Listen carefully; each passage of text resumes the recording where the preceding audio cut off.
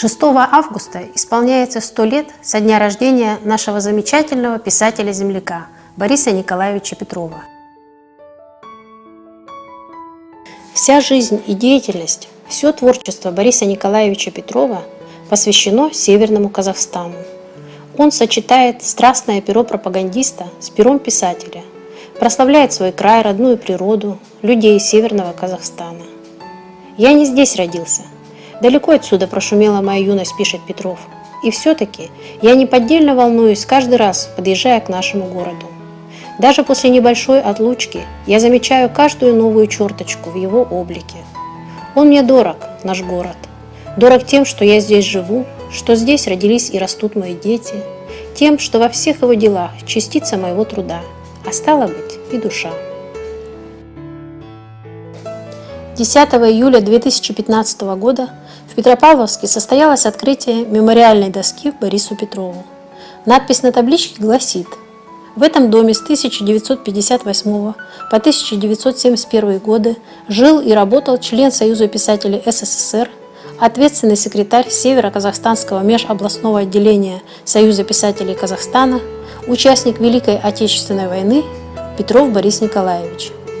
И сегодня, в день столетия писателя, его дочь, почитатели его творчества, пришли возложить цветы и отдать дань памяти замечательному земляку.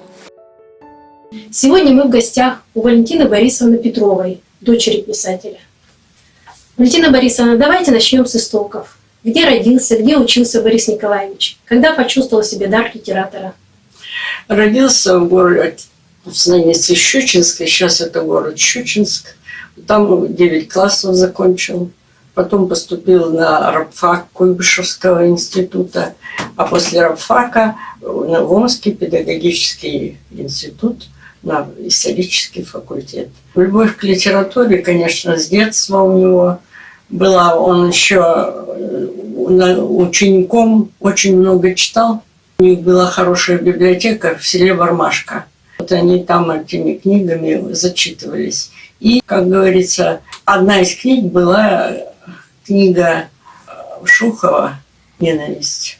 Вот тогда он особенно заинтересовался, вот, тем более собирался быть историком и литературой, и историей. Поэтому, когда начал учиться в Омском педагогическом институте, печататься в студенческих газетах и начал уже сотрудничать с журналом «Сибирские огни» в Новосибирске. И в 1940 году его призвали в армию. Сначала в Иркутск, а потом участвовал в Финской войне, потом Великая Отечественная война, потом разгром электрической Японии. Тяга к творчеству у него усиливалась. И уже когда кончилась Великая Отечественная война, он вновь обратился в журнал «Сибирские огни» и принес туда свое первое произведение о войне «Голубая падь». Оно ему принесло известность. Это был 1948 год. Он в 1946 году на постоянное место жительства приехал в Петропавловск, начинал работать в редакции «Ленинское знамя». И уже, как говорится, вот бывает любовь с первого взгляда. Вот ему понравился город. Вот он уже понял, что он должен быть таким человеком, который будет отражать развитие города и рассказывать о его людях. Тем более потом уже в 50-х годах началась целина. Но еще один тут факт сыграл роль. В 1949 году он лично познакомился с Шуховым.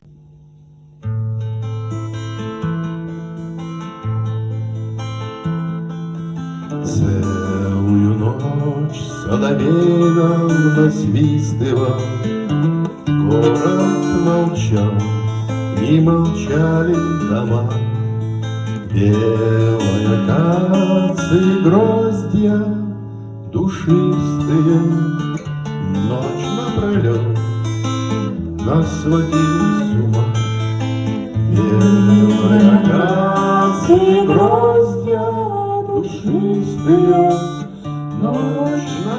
сведет нас сводит с ума.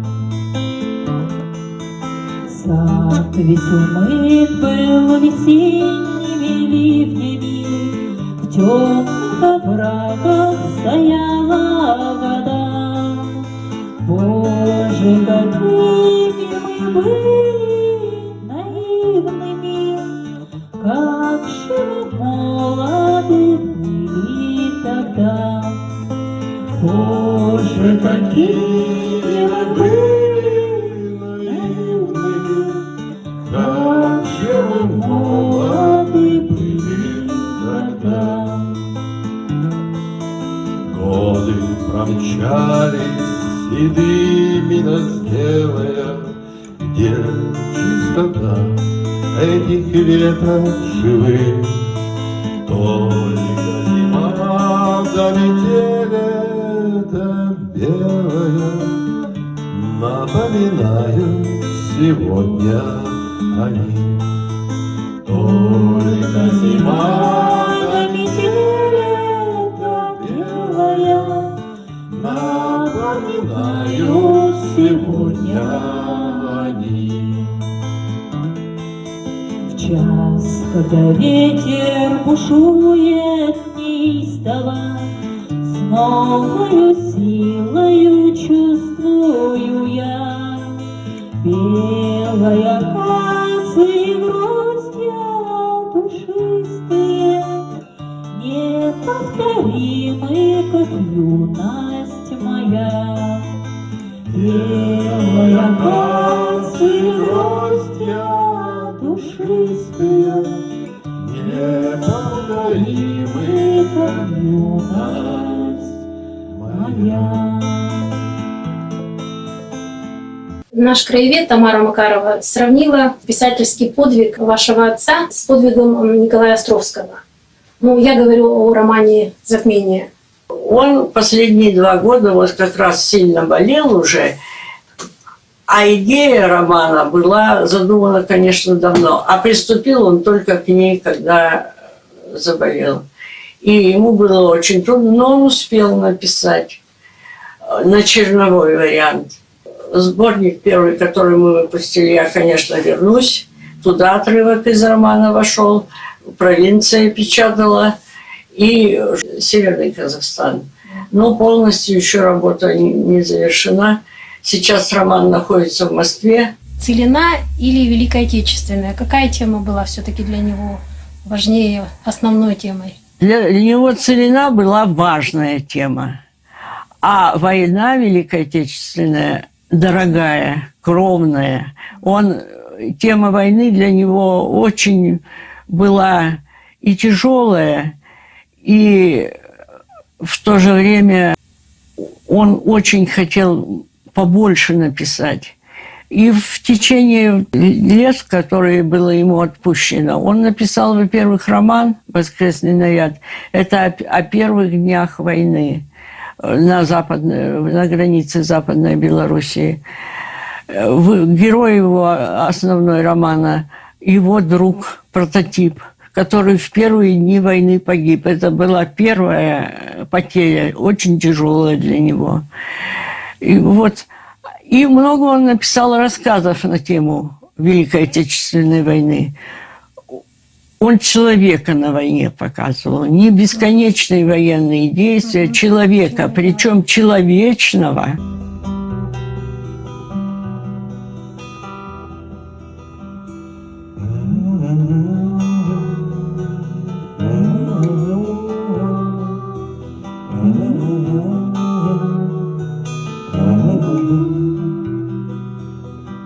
Мне кажется порою, что солдаты с кровавых не пришедшие полей не в землю нашу полегли когда-то, а превратились в белых журавлей. Они до сих пор стремят держать, летят и подают нам голоса. Не потому, так часто и печально мы замолкаем, глядя в небеса.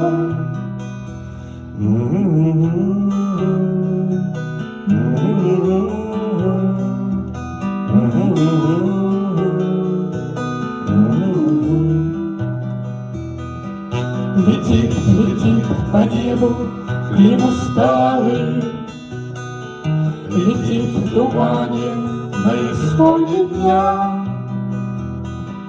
И в том строю есть промежуток малый. Быть может, это место для меня.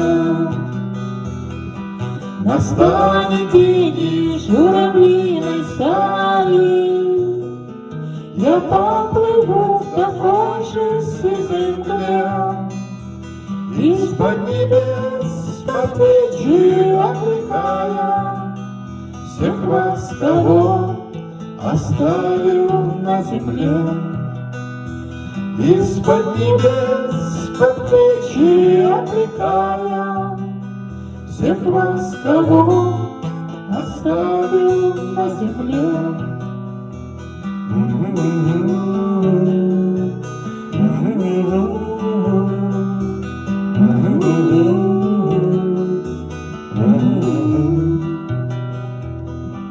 Мне кажется порою, что солдаты с кровавых не пришедшие полей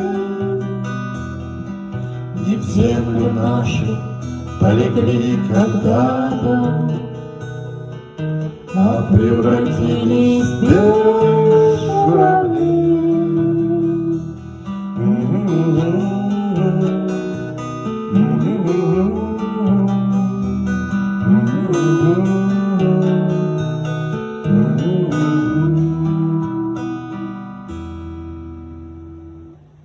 Известна еще одна сторона многогранной деятельности Бориса Николаевича – это работа с молодыми авторами. Скажите, наверное, кому-то он дал путевку в жизнь, кого-то он особенно выделил? А вот все поколения 60-х годов, наши поэты, писатели Северного Казахстана, все дал определенные наставления, путевку в жизнь. Ведь существовало межобластное отделение Союза писателей, оно называлось, не литературное объединение, как сейчас говорят, межобластное отделение Союза писателей Казахстана. Ответственным секретарем был выбран отец. Его рекомендовал Мусрепов и Илья Самаров. Его рекомендовали. Оно существовало 6 лет. Плеяда молодых, начинающих этих поэтов, в основном поэты. Тогда это время такое бурное, целина был, такой патриотизм, подъем Шестериков, значит, вот Пряников, Поляков, Бахыт Мустафин, он прозы писал, Булат Кажахметов, Зенел Габи Манбаев, вот все вот эти, те, что фамилии, имена на слуху, все они прошли через отделение. Гори, гори, моя звезда, звезда любви приветная, ты у меня одна заветная, другой не будет никогда. Ты у меня одна заветная, другой не будет никогда. Звезда любви, звезда волшебная, звезда прошедших лучших дней. Ты будешь вечно незабвенная в душе измученной моей. Ты будешь вечно незабвенная в душе измученной моей. Твоих лучей небесной силою вся жизнь моя зарена. Умру ли я, ты над могилою, гори, сияй, моя звезда.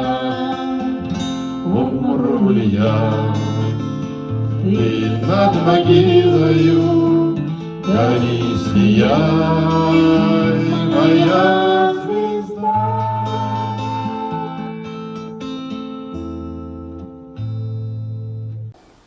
Каким остался в памяти коллег и друзей Борис Николаевич Петров? Своими воспоминаниями поделится Лариса Гавриловна Орловская, член Союза журналистов СССР. Есть люди, память о которых сохраняется всю жизнь.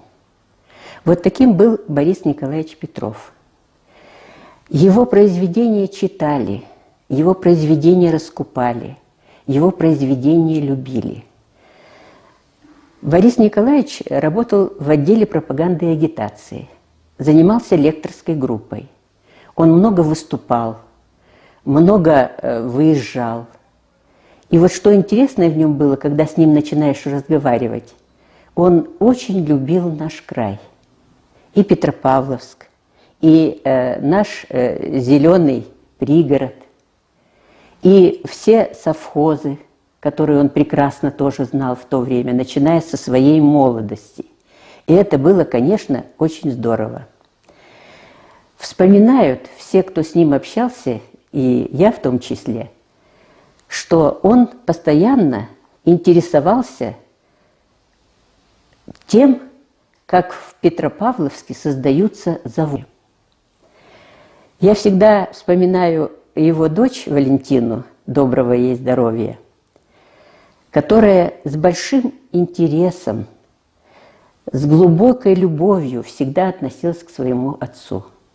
Это действительно так, потому что он не был писателем так, что придется, то писать. Он был писателем, которому хотелось прославить свою малую родину. И это, ребята, дорогого стоит. Ему все это удалось. Его книги покупали, читали мы все. Нам это нравилось.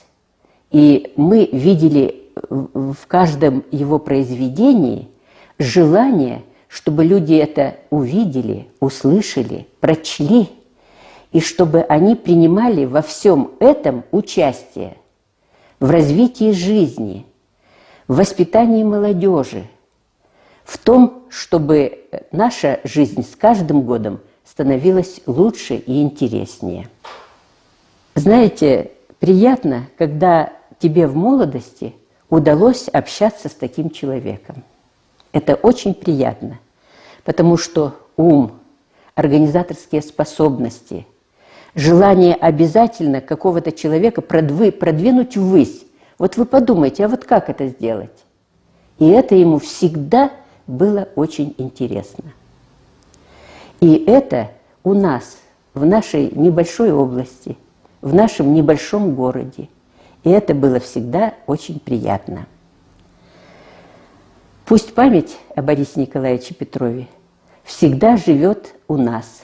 Мы рассказывали о нем своим детям. Мы рассказывали о нем своим друзьям всегда. И это было, конечно, очень и очень здорово.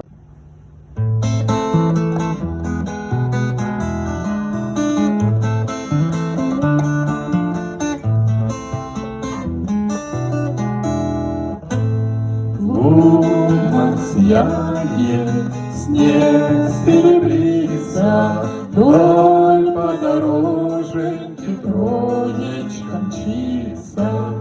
Динь-динь-динь, динь-динь-динь, колокольчик звенит. Этот звон много мне говорит. Динь-динь-динь, динь-динь-динь, колокольчик звенит. Этот звон много мне говорит. В лунном сиянье ранней весною помнятся встречи, друг мой, с тобою. Колокольчик смехом твой голос юный звенел. Динь-динь-динь, динь-динь-динь, о любви сладко пел. Колокольчиком твой голос юный звенел. Динь-динь-динь, динь-динь-динь, о любви сладко пел. Вспомнился завтра шумной толпою личико милой с белой фатою.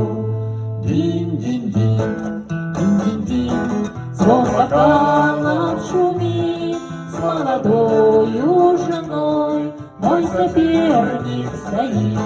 Динь-динь-динь, динь-динь-динь, звон бокалов шумит, с молодою женой мой соперник стоит.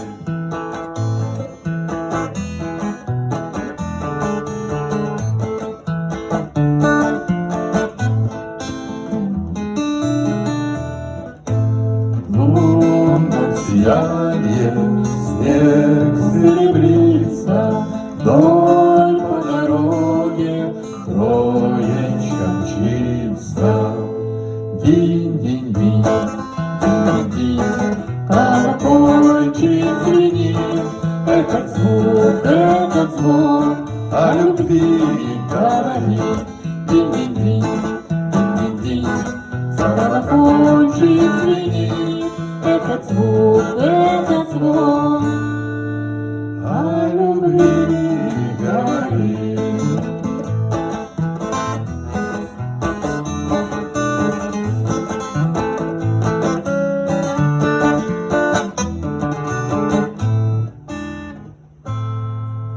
Я работал в отделе литературы областной газеты.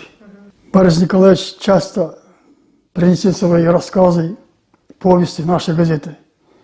Именно в казахской газете «Ленин Труй» все его повести, все его рассказы мы перевели. Мы вдвоем с Мустафиным. При нем выросло целое поколение писателей, журналистов, Шестериков, Ветров, очень много. Да. Именно при нем было у нас отделение Союза писателей. Так что я лично был знаком. Да, он был очень авторитетным человеком. Сабит Муканов, Гавит Мусрепов. Все его любили, все к нему приезжали.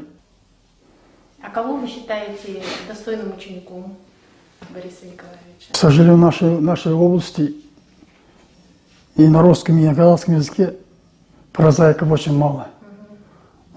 Поэтов много. То есть такого уровня нет. не будете назвать, да? Да. Вы знаете, такие люди один раз рождаются. Это Шухов, Мусрепов, Муканов, Шаймерденов. Один раз. Их невозможно их повторить. Они сыны своих поколений. У них был огромный опыт.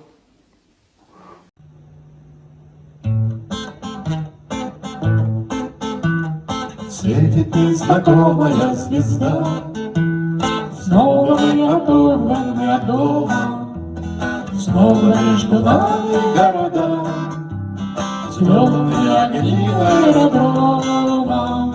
Здесь у нас туманы и дожди, здесь у нас холодные рассветы, здесь на неизведанном пути ждут замысловатые сюжеты. Надежда, мой компас земной, а удача награда за смелость, а песни довольно одной, чтоб только о доме не пелось.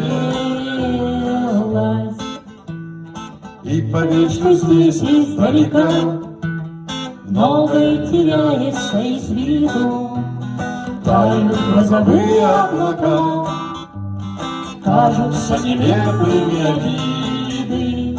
Надо только выучиться ждать, надо быть спокойным и упрямым, чтоб порой от жизни получать радости скупые телеграммы.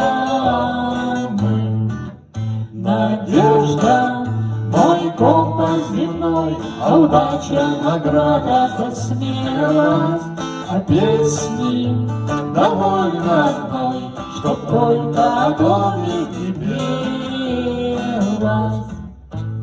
И забыть по-прежнему нельзя все, что мы когда-то не допели. Милые усталые глаза, синие московские метели, снова между нами города. Жизнь нас разлучает, как и прежде, в небе незнакомая звезда светит, словно памятник надежде. Надежда, мой компас земной, а удача награда за смелость, а песни довольно одной, чтоб только о доме не пелось. Надежда, мой компас земной, а удача награда за смелость, а песни довольно одной, чтоб только о доме не пелось.